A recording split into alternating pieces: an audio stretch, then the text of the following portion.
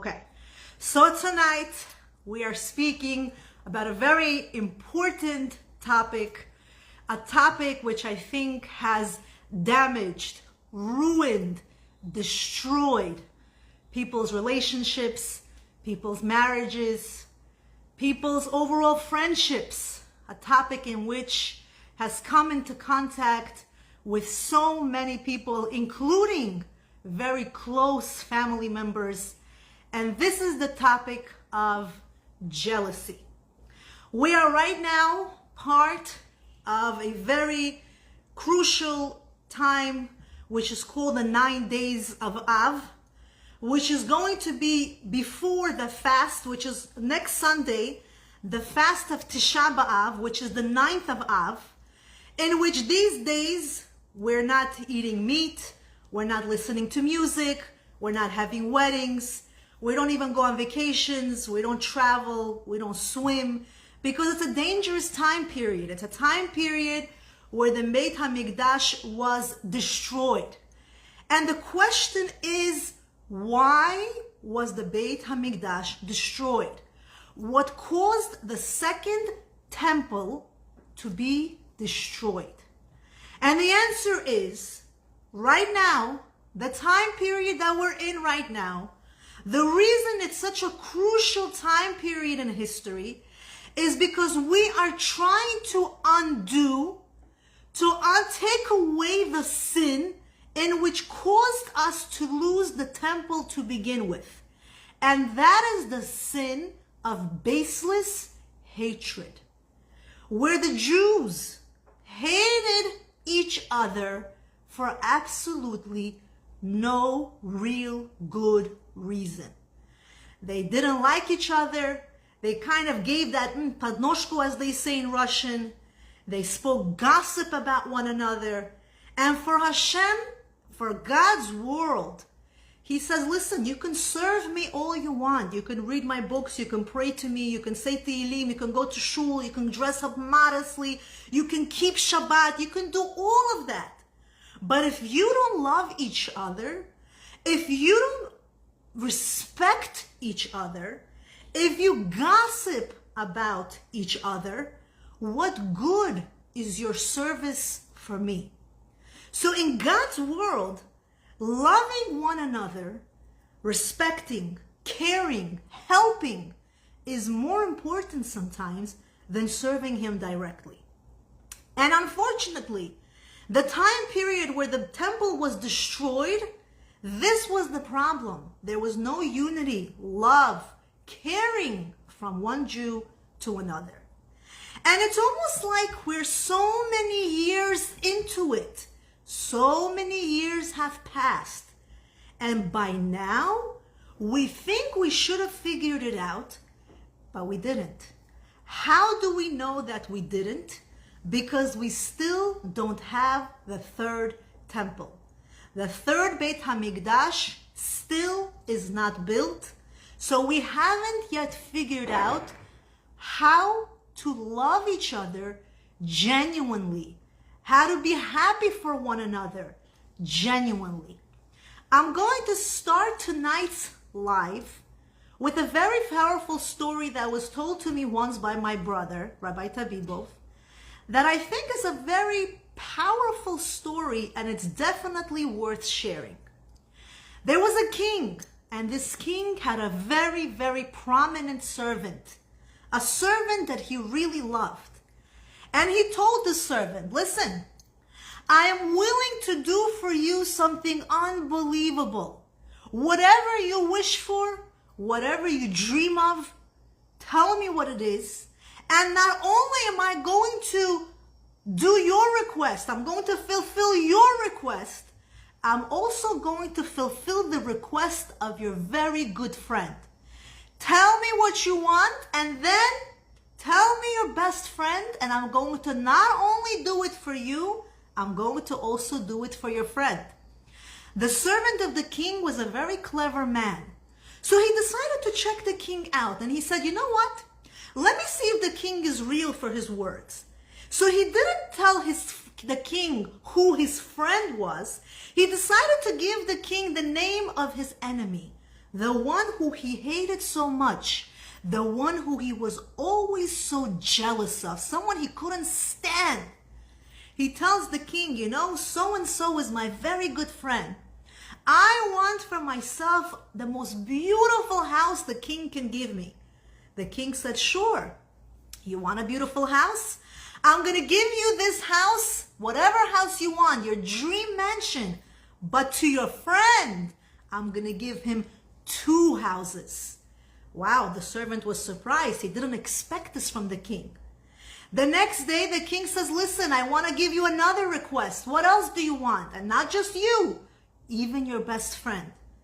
The servant once again wants to test the king, and he says, I want the king to give me the nicest, most beautiful horse, the most beautiful chariot that there is. They didn't have cars back then. And the king says, no problem. I'm going to give you 1 horse with chariot. Your best friend is going to get 2. Now the servant sees the king is not playing. Both requests exactly like the king promised. He delivered it to the T. Exactly what the servant wanted. Finally, the 3rd day came and the king said, all right, your time is up. 1 last wish. What would you like me to do? And for your friend, the same, actually double. And this servant says to the king, I want you to poke out one of my eyes, knowing very well, if he pokes out one of his eyes, his enemy, his friend, the one he's so jealous of, the one he can't stand, that means he will lose both of his eyes. It's almost comical and sad at the same exact time. That sometimes jealousy can be so profound, can be so sincere, can be so to the depths of our hearts, that we are willing to lose something so special to us. As long as my friend, the one who I can't stand so much, if he has it worse than me, I'm willing to lose both of my eyes. And the question goes as follows. Why? What is the need, the purpose, the understanding behind why there is so much jealousy in the world? And it comes from the lack of understanding, and it also comes from a certain sense of ego, a certain sense of entitlement, where people live life without the understanding of basic principles. This world that we are in, the things that we have in this world, they are given to us by whom? Not by us. They are given to us from the one above. When we forget that everything that we have in this world, everything that our friend has in this world, everything that someone, my neighbor has, my coworker has, the person on social media has, the educator, the teacher, the barber, the restaurant owner, who gives them what they have? Where does the success come from? Where does their reputation come from? When we forget the source, that's when jealousy kicks in. Because we almost take pride in ourselves and we think, how dare they have what I don't have? I deserve it. I'm supposed to have that house. I'm supposed to be famous. I'm supposed to be the one that's successful. All the customers belong to me. Who is this person? But when we keep in mind and we understand that everything that we have, we are only getting it because it's Hashem. He provides. He gives it to the person. It's Him who's in charge. And not for any extra minute than the minute that God Himself wants will this person be in the possession of it. When we keep that in mind, we're not going to be jealous anymore. Because we realize whatever I own right now, even the stuff that I currently have, I didn't have it for myself. I only have it because God allowed me to be in possession of it. We also forget that every person that comes into this world is here for a purpose, for a reason. We're not here because we chose to come to this world. We are in this world because we have a mission we have to complete. And in order for us to complete that mission, God is going to give us the tools that are necessary for us to complete that mission. Whatever those tools mean. Each person is going to have exactly what they need in order to accomplish their goal. And when we start to understand that concept, we're not going to eat ourselves. We're not going to lose sleep at night. We're not going to walk down the street with so much hatred, so much resentment. It's almost like sometimes you wonder to yourself, why is this person so cold to me? Why is this person not talking to me? Why did this person block me for no apparent reason? What did I do to this person? You don't understand sometimes. Why are people so miserable? Why can't they be happy with the success and growth, advancements of other people? Because they feel the entitlement to think that good things only belong to them. But then God comes into the picture and sometimes has to remind all of us and say, you want what this person has.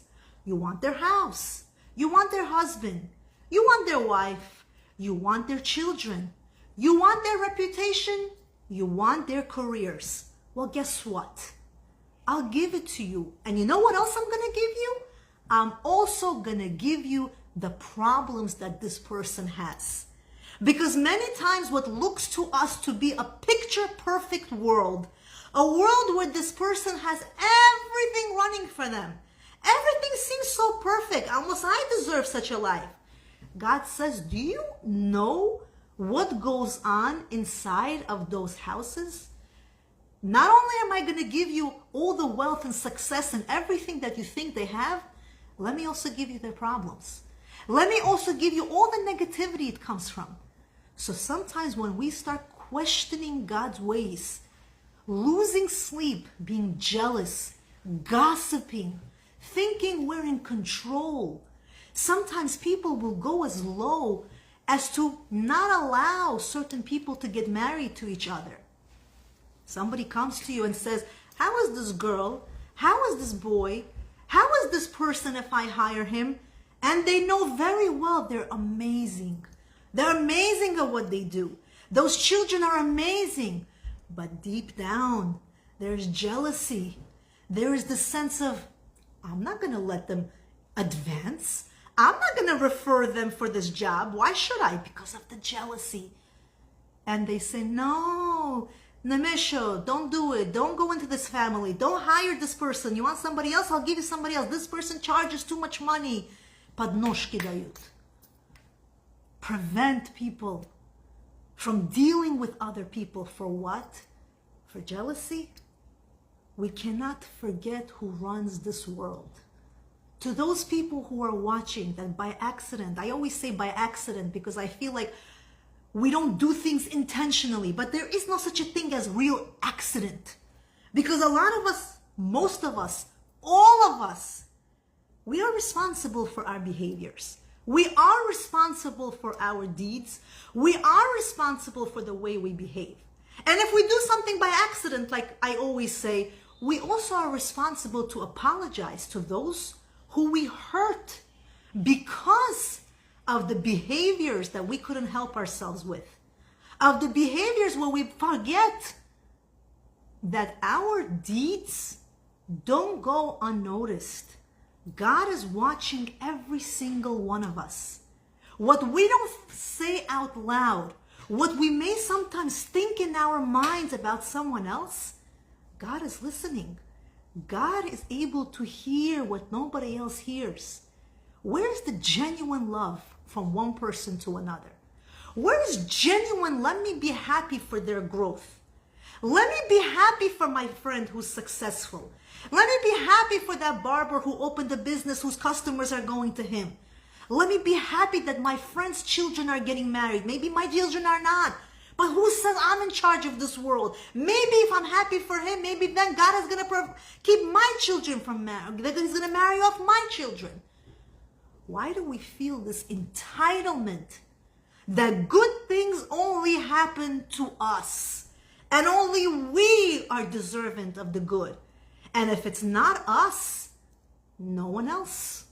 And not only is it no one else, well, let me gossip to make sure no one else, because I'm supposed to be the one.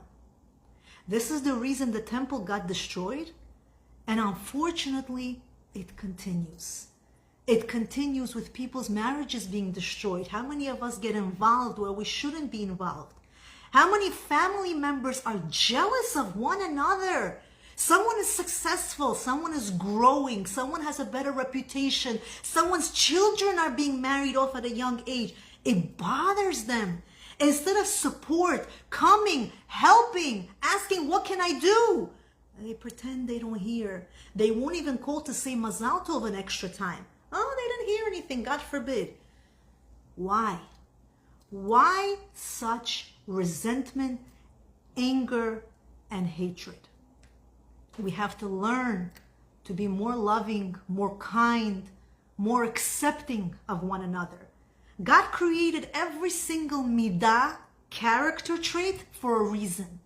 Jealousy was created so that we can admire. We can be jealous of someone who's better than us, and we want to strive to be just like that person in a good way. We want to be jealous of the one who serves God. We want to be jealous of the one who knows how to pray every day, so that we say, wow, I want to be just like this person. I wish I could get up and pray. I wish I could do chesed. I could do charity. I could do good like this person. This is the reason jealousy was brought down into the world. Jealousy was not brought down for destruction, for gossip, for hate, for other things.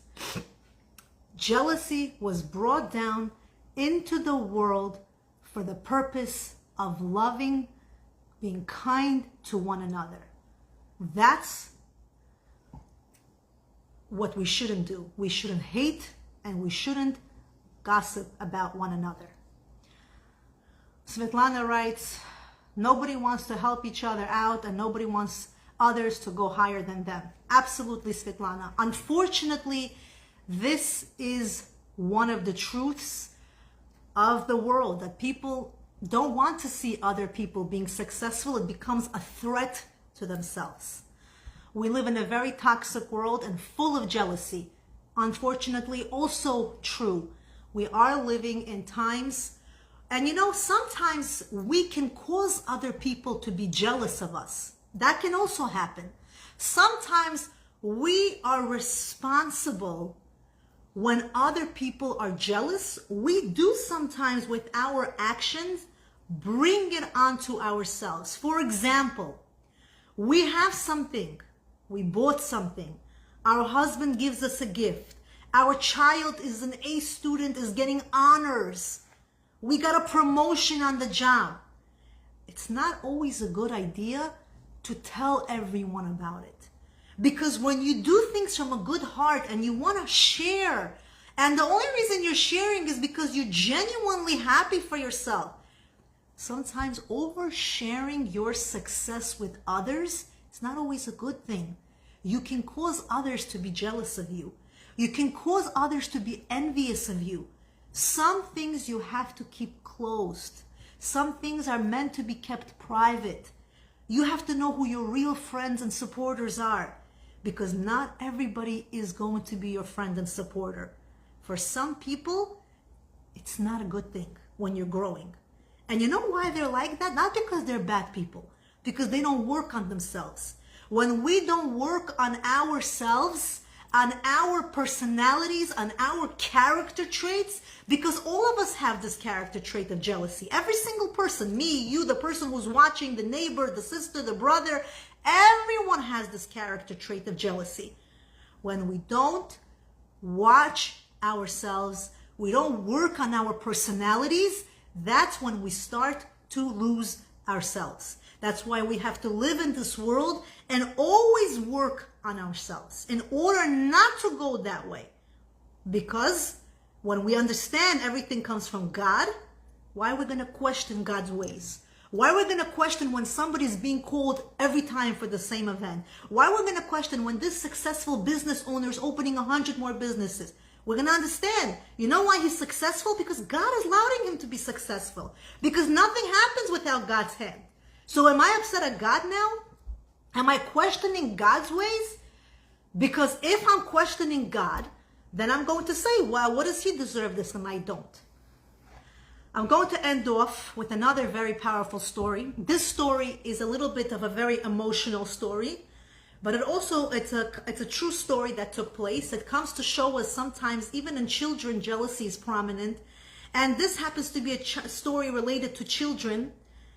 It has both jealousy and the power of forgiveness.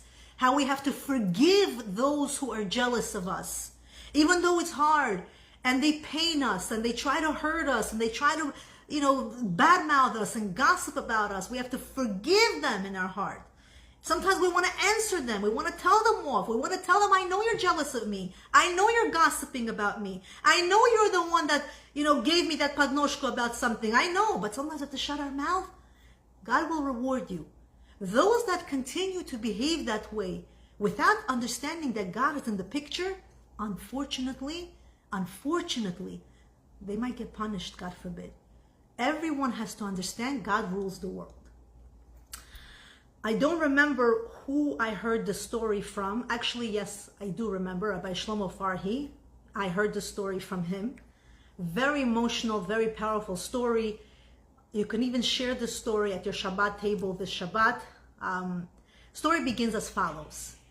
There was a 9-year-old boy. His name was Yosef. And Yosef, unfortunately, was sick and diagnosed with a very, very terminal illness. He was not well. He had the illness with the letter C. He had cancer. And the parents took this poor Yosef from one doctor to another. And the doctor said, unfortunately, this poor 9-year-old boy, he has no hope. There's no cure for his disease. The parents, lo aleinu, this should not happen to any of us. They did not want this child to feel lonely, to feel separated, to feel like something's wrong with him. The child already knew that it doesn't look good for him. So they said, you know what? Whatever time he has left in this world, let him continue going to school like every other child. And they put him in a regular school. One day his rabbi comes into class and he makes an announcement and he says, this week we are learning about Kever Rachel, the burial of Rachel Imenu, one of the mothers. And I want all of you to do a project. I'm going to give you 3 weeks. All of you boys are going to pick a project that you want to do. And in 3 weeks, you're going to present it to the class. One child, he did a project out of rocks. Another child did a sculpture. Another child did another type of project. Everyone became very creative. And this Yosef, he was excellent in painting. The whole class knew that he was an amazing artist. He was so excited. For 3 weeks. He's going to do what he loves most, paint. He went home every night and he painted a beautiful picture for this project, Kever Rachel. 3 weeks passed. It was time to showcase everyone's project. Yosef comes to class with his beautiful painting. He unfolds it and he shows it to the class, and everyone in the class is so happy for him. They're like, wow, beautiful, amazing. But there was one boy in the class that was a little jealous. He couldn't understand. What's with all this attention that this kid is getting? What is this? He comes up to poor Yosef, to this boy, and he says, this? Amazing? He pulls the painting out of Yosef's hand and he says, this is a painting? Everyone is talking so highly of it. It belongs in the kindergarten class, not in our class. This is garbage. Takes this painting, crumbles it up, and throws it into the garbage. Everyone in the class is shocked. How can you do this to a boy? Especially a boy who's sick. especially a boy who's not well. How can this boy act like this? People were just shocked with what they just saw. The kids were really devastated. Yosef runs to the garbage. He wants to save his painting. He worked 3 weeks. He looks inside the garbage and he sees he can't even save the painting. There's milk, old spoiled chocolate milk inside the garbage, and his painting is crumbled, now floating inside of this chocolate milk in the garbage. Yosef is devastated, heartbroken. He sits down, not a word. The rabbi comes into class, and one by one he starts asking the boys, let me see your project. He finally goes to Yosef, and the rabbi is very well aware that Yosef is an amazing artist, and he says, Yosef, let me see your painting. And Yosef says, I don't have a painting. He says, what do you mean? I gave you 3 weeks. Let me see. He says, Rabbi, I just told you, I don't have a painting. I didn't paint anything. The rabbi sees Yosef is very strangely odd. He's not talking. He doesn't want to, pursue. Maybe for real. Maybe he doesn't have a painting. He says, okay, no problem. If you don't have it, that's okay. Don't worry about it. Yosef goes home that night. His father sees him and he says, so, Nu, how was the painting? Did you win first prize? Yosef, so upset, so devastated, tells his father, Abba, I don't want to talk about it, please. Whatever. It doesn't matter. I don't want to talk about it. He goes to the room. He closes the door. And the father doesn't understand. What happened to his son? Why did he come home so crushed? He was so excited in the morning. He calls the rabbi and he says, listen, how are you? I'm Yosef's father. Did you like my son's painting today? How was it? I know he's going to win first prize. Wasn't it amazing? The teacher says to the father, your son had a painting? He says, yeah, sure, he had a painting. I saw him coloring for hours every day for the last 3 weeks. Why, he didn't show it to you? He says, no. When I asked him, where's your painting? He says, I didn't make anything. And he was so serious about it. I didn't want to pursue. Don't worry about it. Tomorrow in class, I'm going to get to the bottom of this. The next morning, Yosef goes back to class. The rabbi comes over to him and he says, Yosef, I want to ask you a question. Did you have a painting or did you not have a painting? But tell me the truth. I want to hear the real truth. What happened to your painting? Yosef looks at the rabbi very quietly and says to the rabbi, Rabbi, I did have a painting. So the rabbi says, then why did you tell me you didn't have it? What happened to your painting? Yosef looks at the rabbi and says, Rabbi, I don't want to talk about it. Please, Rabbi, please let me keep quiet. I don't want to talk about it. But the rabbi wasn't happy with that answer. He looked around the room and he asked the classmates, does anybody know what happened to Yosef's painting? People in the class, the kids that witnessed what happened, they told the rabbi the story about that boy Chaim who looked at this painting so jealously. He came to Yosef, crumbled it, threw it into the chocolate milk. It was destroyed. How mad and angry Yosef was, and how upset they were to see what happened. The rabbi now looked at Yosef and said, Yosef, is that true? Is that really what happened to your painting? And he said, yes. He said, why didn't you tell me? Why didn't you tell me what happened? If you would have told me what happened, I would have punished him. I would have made sure he sits in detention. I would have suspended him. I would have given him an assignment. How dare he behave this way? Why did you not tell me the truth? Yosef looks at this rabbi and says, Rabbi, please. It was so hard for me to be quiet. I was so hurt. He broke me. For 3 weeks, I worked on that painting. When he crumbled my painting and threw it out, so badly I wanted to get him in trouble. So badly I wanted him to suffer the consequences because I knew that Rebbe, you wouldn't be quiet. I wanted him to get kicked out. I wanted him to get punished. But I also knew, Rabbi, how badly I wanted God to heal me. You know, Rabbi, there is no healing for my condition. And I said to Hashem in my own words inside Hashem, it's so hard for me. I so badly want to say something. I want him to get hurt. I want him to get punished. I want him to feel the pain I'm feeling. But I'm going to keep quiet. Maybe if I keep quiet, I told myself to my heart, maybe God, you're going to find a cure for me. Maybe if I keep quiet, maybe you're going to let my parents know that some doctor is able to save me. And I stayed quiet. And if you, Rabbi, if you go and punish him right now, everything that I did that day, yesterday, you're going to undo it. Please don't punish him. Don't do anything to him. I want Hashem to have pity on me, to save me, to cure me. Please, Rabbi. The rabbi was so shocked. He couldn't even believe what he was hearing. The day ended. The rabbi makes a phone call to the parents of this boy. And he says to the parents of this boy, if only you knew what a son you had, what a gibor, what a strong son you have, a real, unbelievable hero, this boy. He was so hurt, so crushed, so devastated, but he held himself just so that God maybe will have pity on him.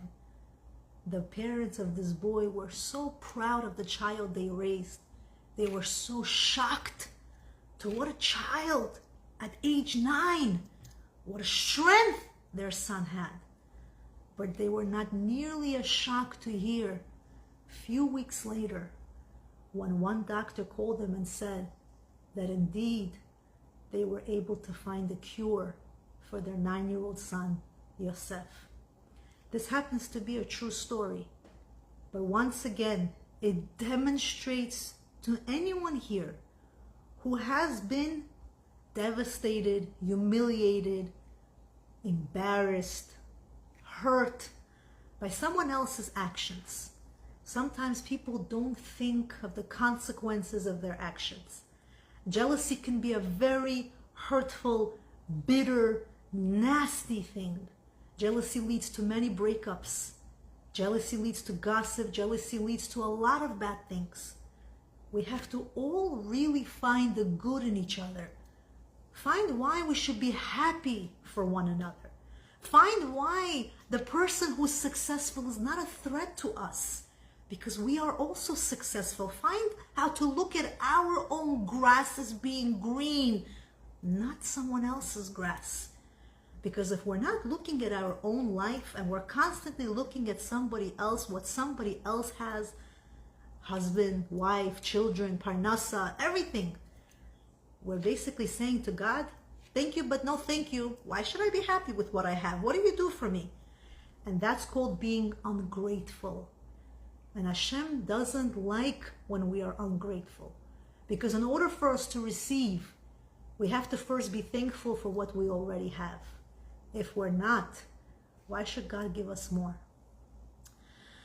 That's the message I'm coming here tonight to give you. And I really hope that all of us will really be more careful in our mouth, in our actions, in our behavior, in our attitude, in our love for one another. That we're genuinely going to love each other without trying to hurt each other, whether it's deliberately or, patishka, as they say, behind closed doors. We act so innocent, friendly, we're laughing to your face. We're so good at that, right? Some people are very good at that. But deep down, there's darkness, such hate, such resentment. We've got to get rid of that. We really have to grow up, really grow up. There's no need for any of that, especially the ones who come on social media bashing people, humiliating, embarrassing people, or the ones who have such a big say in the community sometimes, publicly thinking they can bash, embarrass people, or do it behind closed doors, make these remarks, negative remarks, thinking they're not saying any lashon hara.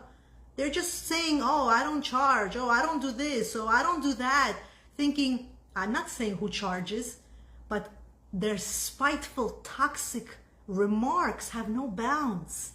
They don't realize, what's the purpose of you trying to make those comments? Are you trying to show everyone how special you are?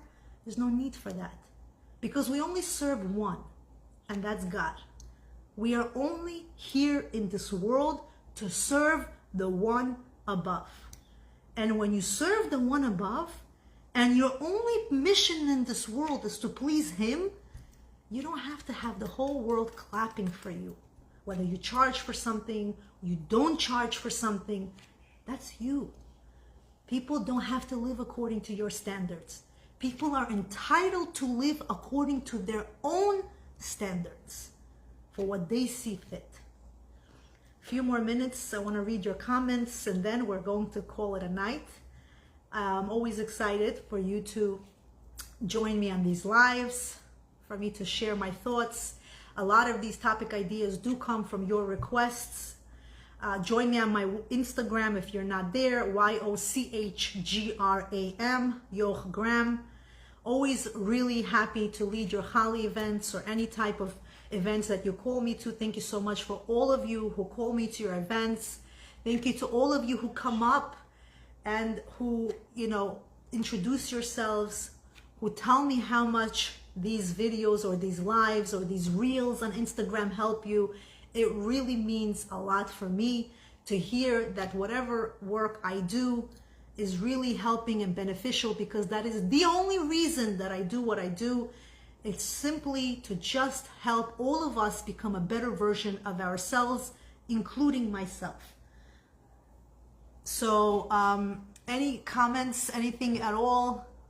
By the way, tomorrow night, God willing, if everything goes well, I will be having a live with one of the followers on Instagram. So join me there as well. I don't know yet what we're talking about, but it's scheduled for tomorrow night on Instagram Live. So go ahead onto Instagram if you're not yet following. This is going to be a live between me and one of my Instagram followers who volunteered that wants to go live with me. So that's going to be a new episode that I will try to do. Because a lot of times I have people messaging me and they say, hey, can we go live with you? We want to say something. And I decided, you know what? Sure, why not? It's everyone is entitled to, spread a love, spread over a message. If it's genuinely for the purpose of helping one another and it's not for any other purpose, it's not to bash someone, it's not to cause hatred with someone. If it's not for those reasons, then I don't see any issues with that. Anybody, before we close, any comments? I know sometimes it takes you time to type it up, so I will wait one more minute. Before I close, I'm going to also share with you, since I have it right in front of me, the book of Tehillim. So about 28 weeks ago, and I'm only sharing it with you because I hope this can inspire you, because it inspired me. About 28 weeks ago, I was inspired by my very good friends. She said, you know what? We have time to talk to everyone in the world. We have time for social media. We have time, to watch a movie, to go on Netflix, to do anything. We also have to make time for the one above. So she inspired me, and every week I try very hard to really finish an entire book of Tehillim. Now, it may be too much for some of you, and that's okay. You don't have to do it. But I think it's been working so well for me personally.